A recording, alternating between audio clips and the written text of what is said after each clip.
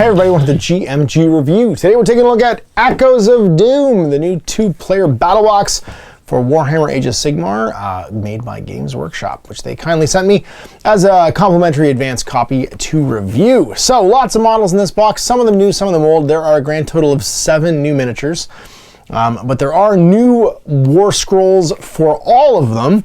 And we're going to kind of go through that right now. So let's take a look at what's in this little pamphlet that comes in here. Now these are usually a precursor to 2 new Battletomes. We saw the most recent ones, the Night Haunts and the Daughters of Cain. I was going to say Daughters of Sigmar. Definitely not the Daughters of Sigmar, Daughters of Snakes. That just came out last week. They're available today actually, and they were on pre-order last weekend. This is going to be the same thing it looks like for the Sylvaneth, which I'm pumped for as I play Sylvaneth, and Skaven, who are getting a little bit of love too, which is kind of cool. And this takes us through sort of the new fight between them, the Great and Perfect Raid, where you've got the Skaven, of course, always burrowing under everything. They're like the only survivors of the world that was. They were just already tunneling through all the rocks as they hurtled through space, so of course they showed up in the Realm of Fire. And they're trying to undo Ilariel's good works. And Ilariel sends her Lady of Vines, her like key lieutenant grown from her own sort of like super tree, to go and stop them. We got some Kurnoth Hunters that are already sort of existing models. And the Gossamed Archers, some cool new Revenant stuff. I do hope the Revenants get some love in this new book, and a new profile for the Spirit of Durthu. Neat. Deathmaster miniatures, the new miniature for the Skaven, along with the Grey Seers, Clan Rats, and Storm Vermin that already existed in this box. So Lady of Vines, big giant base on her, and she's just this kind of, she's almost like a, what's her name? Big branch with, the one that shoots bees. I don't use her, so I've forgotten her name already, but she was the original branch witch from regular Warhammer Fantasy Battle that came over to it, and I've lost it. Anyway, the bee shooting lady, she's a kind of a new version of that. The Gossamed Archers, which are some sort of like flying revenants, which is kind of cool, with mortal wound bows and the ability to strike and fade. They have the character model, same bug on the back, which is kind of cool. And then the new Deathmaster model, which looks like he fit right in all of the Underworld's warbands currently being released. The Screaming Bell, beautiful miniature from Old Fantasy. And then same with these guys, the Skaven and the Storm Vermin models. Color section, and we're into some special rules for the Realm of Akshi, the Adamantine Chain. Now these are specific to the battle plans that are in here. As for most of these things, you get some narrative battle plans that determine your forces and tell the story of Reclamation. You have to go and try and kill the evil Skaven warlord. And then we're into the Warscrolls themselves. Now there have been a couple of times in these pamphlets that things changed slightly going into the Battletome. The Night Haunts in particular had some small changes. But they're kind of worth mentioning, and the ones in here, I haven't noticed any things that really stood out, but there's a few new things, especially for the Spirit of Durthu, that some people might make comment about. So, starting off with the big one, the Lady of Vines. She's a whopping 340 points, leader and unique. She's pretty terrifying. She's got a good gun, Kurnoth's Wrath. It's basically the kill stick from the big trees, not the Spirit of Durthu, the other one. The one that's a wizard. I can't remember its name right now. I play Sylvaneth, I can't remember any of the names. The wizard kill stick. The Doom Tendril Staff, that's what it's called. The Kurnoth's Wrath, 18-inch range. It's 16, I think, on the Doom Tendril Staff. 2+2+, -1 d6 damage. That is a serious, I mean, it spikes low probably too, but that's a seriously dangerous looking kill stick. And then her melee weapons, 3 attacks, 3s and 3s, -1 d3 damage for the Kurnoth's Wrath in melee, and then her Lashing Vines, 4 attacks, 3s and 3s, -1 2 damage. So she's for 340 points, she's a fairly consistent damage dealer. There is a lot of variable damage still in the characters in this book, well, in this expansion. We'll see if that goes through to the Battletome. But she's a War Master, so she's always the general, which means you can still pick another general and give them a command trait. And she's a Cast 2, Unbind 2 hero, which is pretty great. Now, I think her most probably underrated, but probably most powerful ability, though, is the Verdian Crown. Friendly Sylvaneth units wholly within 6 of this unit are treated as being wholly within 6 of an Awakened Wildwood. So she's a mobile Wildwood. And that, in the current battle tome, means a lot of things. It means you can summon dryads around her. It means all of the spirits of Durthu are actually more powerful around her. And it means you can actually jump, I think, with Walk the Spirit Paths to her, because she counts as being within 6 of an Awakened Wildwood. So she's kind of this mobile wildwood that can be very powerful for certain powers in the army. Obviously, the new battle tome might change things, but for right now, it's actually pretty cool to be near a wildwood when you're staying next to her. Writhing Vines. At the start of the combat phase, if this unit's within 3 of any enemy units, you can say this unit will use a protective barrier to ensnare the foes. If this unit creates a protective barrier, subtract -1 from hit rolls that target this unit until the end of the phase. If they ensnare, add 1. So you can basically do the Dryad thing, but you can push and pull. And then Rouse to Wrath. Once per battle, if this unit's on the battlefield at the end of your movement phase, you can summon a unit of 10 Dryads on a 2+, and that's your army. And they must be more than 9. Of enemy units and wholly within 9 of an overgrown terrain feature or Awakened Wildwood in your army. So she can bring them to herself too, because she counts as Awakened Wildwood. And then Aspect of the Everqueen, it is a cast on 7, 12-inch range spell. And if you cast it, pick a friendly Sylvaneth unit to have a 5+ ward. So being able to hand it a 5+ ward, especially on the big trees or Spirit of Durthu, huge deal. And she can cast 2. So yeah, we'll see what the battle tome brings, but right now for 340, she's looking pretty versatile. And because she's a special character that doesn't eat up your command trait, that right there makes me want to use her for 340. Especially when you look and see that, I mean, everything got a little bit more expensive, but... And she's not a monster either, so she's not subject to the monster stuff. Kurnoth Hunters, big change here, 30-inch range, flat 2 damage on the bows, so no more variable damage, 4s and 3s, pretty much the same otherwise it looks like. Vicious Claws, a little bit better, 3 attacks, 3s and 3s, let's flat 1 damage. Trample underfoot, at the end of the combat phase, pick 1 enemy unit within 1 and roll dice for each guy, 4+ mortal wounds, kind of the same. No standing still to reroll your saves though. So that looks like it's gone, or even +1 save. And then you get +1 to your bow for your Huntmaster. Oh no, sorry, melee weapons for your Huntmaster. They do get Envoys, the Everqueen, they act as a node for commands. After a friendly Sylvaneth hero issues the all-out attack or all-out defense command, pick a Sylvaneth unit within 6 of this unit. If you do so, roll a die. On a 4+, they also receive the command, even if it's already been received a command in that phase. So it's a 4+, it's within 6 of these guys, but it's anytime anybody gets a command. So like, and I don't see any reason why multiple units couldn't do it. So if you have 3 or 4 units of Kurnoth Hunters, they could be issuing it to themselves or around to each other. They do have a unit champion, so they don't have to be elite either. And that's the new unit, the Gossamed Archers. 2 wounds! Yes! I mean, that could represent the bug on their back. I really hope all the Revenants get 2 wounds. It would solve so many problems just giving them 2 wounds. I suspect maybe it's supposed to be the Zephyr Fright giving them the extra wound, but if you could just give them all 2 wounds, it'd be so much better. 12-inch move, 5+ save, Bravery 6, Gossamed Bow, 2 attacks, 3s and 3s, no rend, 1 damage, 12-inch range. Seems short range, but they're super mobile, and they have a thing that kind of helps with that. They fly. Larval Shafts, if a hit on their bows is a 6, it's D3 mortal wounds, and the attack sequence ends. And then Forest Fighters, if this unit has 2 or more models, it's coherent if they're within 2 of each other, or 1 for another model. So basically, they have too much coherency, because they're able to fly. And then Zephyr Sprites, after this unit has received the Unleash Hell command, and all of its shooting attacks have been resolved, if this unit is within 3 of enemy units, you can roll a die. On a 2+, this unit can retreat. So, yeah, you can use them as a screening unit. They can get charged. I mean, they will still die to shooting like almost anything. But they can get charged, screen, and then just make a retreat move after that unit's charged. So, pretty cool to be able to unleash hell and then fall back. And then this is the big one, literally, the Spirit of Durthu.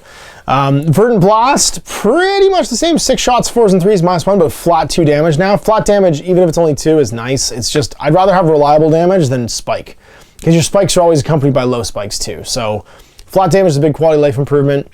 2 extra wounds, so 14 wounds. Bravery 9 is a big deal, as he is a hero, which means he can heroic recovery.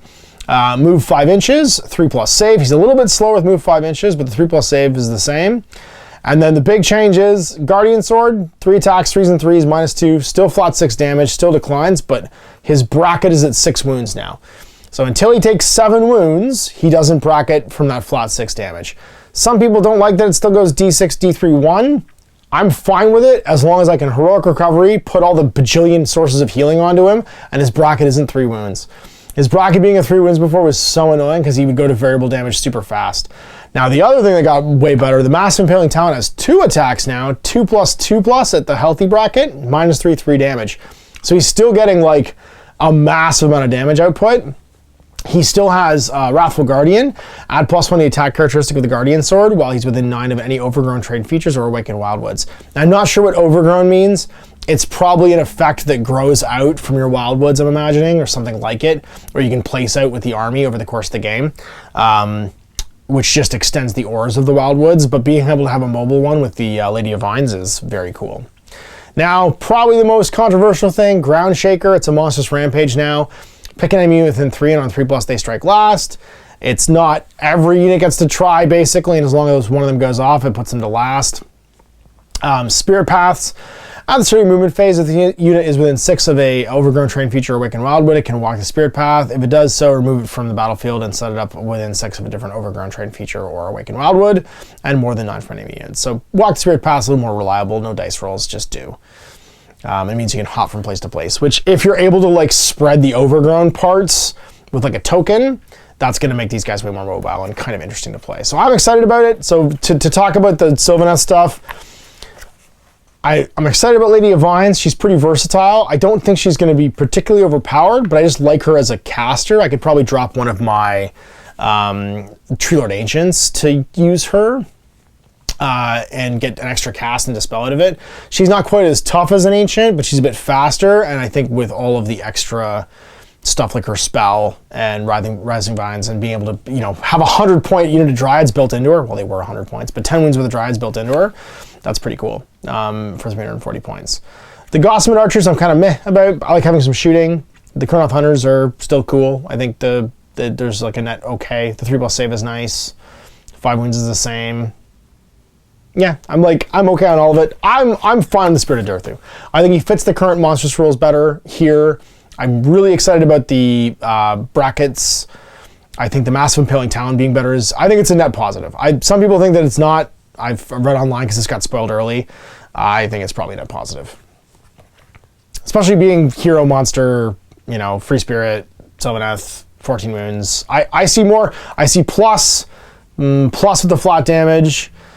Plus for the Massive Impaling Talons, plus for the bracket.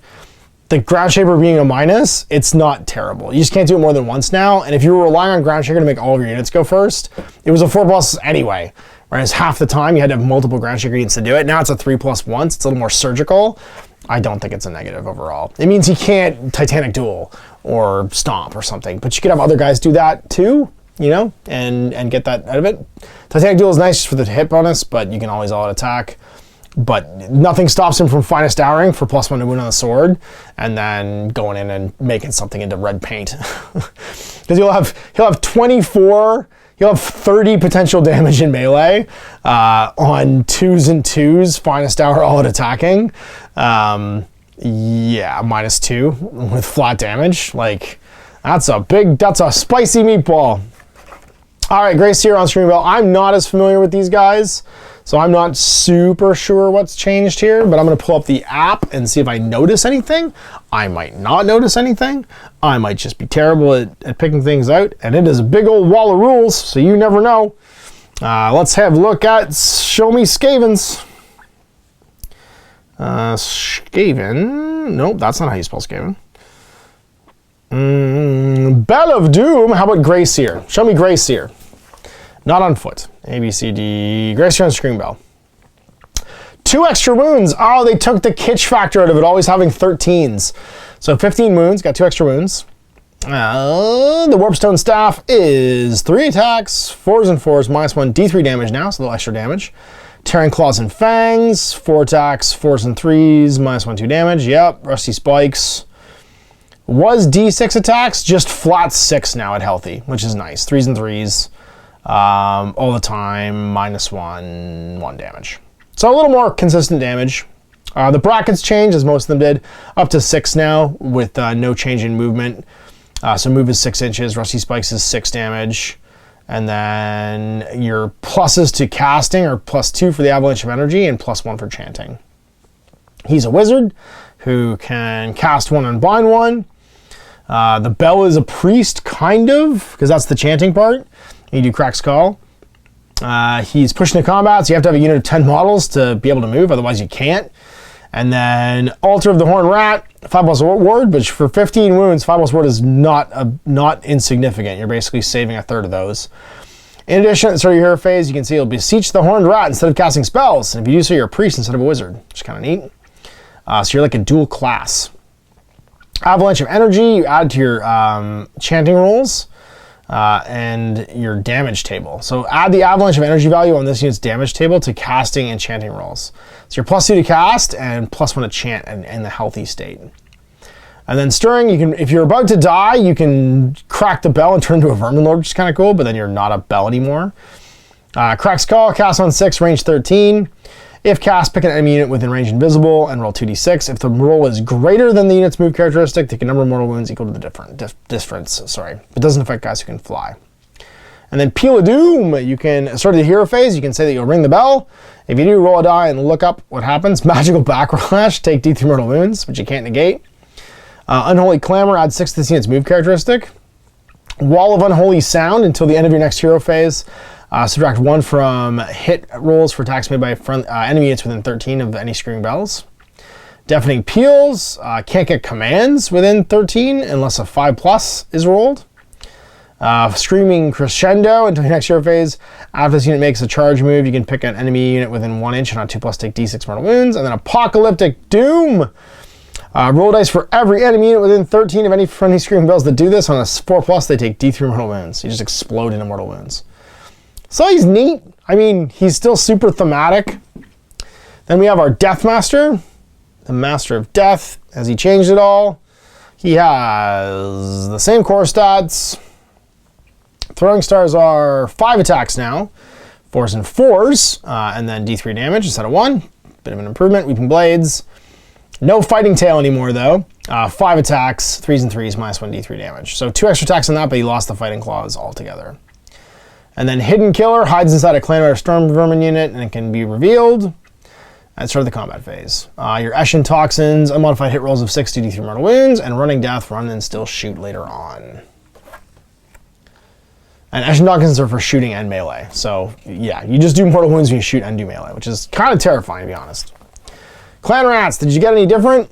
Let's have a look. Improved save by 1, that's pretty cool. Your Claw Leader for +1 attack, your Rusty Blades, and Rusty Spears. Rusty Blades are 1 attack, 4s and 4s, 1 damage, or Rusty Spear, 2 attacks, 5s and 4s, 1 damage, stayed the same. Musician, you add 2 to run and charge rolls for Bell Ringers. And Standard Barrel lets you retreat and charge. And then your Seething Swarm, just get D3 guys back at the end of the battle shock phase. That might end up being like an army roll or something. But right here, it's on the profile. And then Storm Vermin, they are 4+ save. That's pretty cool. Improved save. +1 to your attacks of your champion. Retreat and charge with your standard bearer. And then +2 to run rolls for musicians. Elite Bodyguard, you get a ward save for the hero if they're within 3 of this unit. And add 2 to the roll if you have Clan Verminous. So on a 4+, you can allocate mortal wounds to this unit. On a 2+, if you're Clan Verminous. Not bad. And then there's all our values. Yep, so 375 for Spirit of Durthu went up quite a bit. 255 for the Great Bows. Gossamer Archers are 215 for 10 wounds. It does seem a little steep for 10 wounds, but not terrible. Lady of Mine's still 340. And the Clan Rats are 130 for 20. Storm Vermin are 135 for 10. Deathmaster's 170, but he does poop up mortal wounds. And then the Grey Stern of Screaming Bell is 265. And is a leader and a behemoth. So, wow, interesting things to come. I'm kind of pumped. I mean, mostly I'm looking at this from the Sylvaneth point of view. I'm pretty pumped for that. Having more consistent damage and having, you know, some kind of like creeping expansion of your Wildwood auras.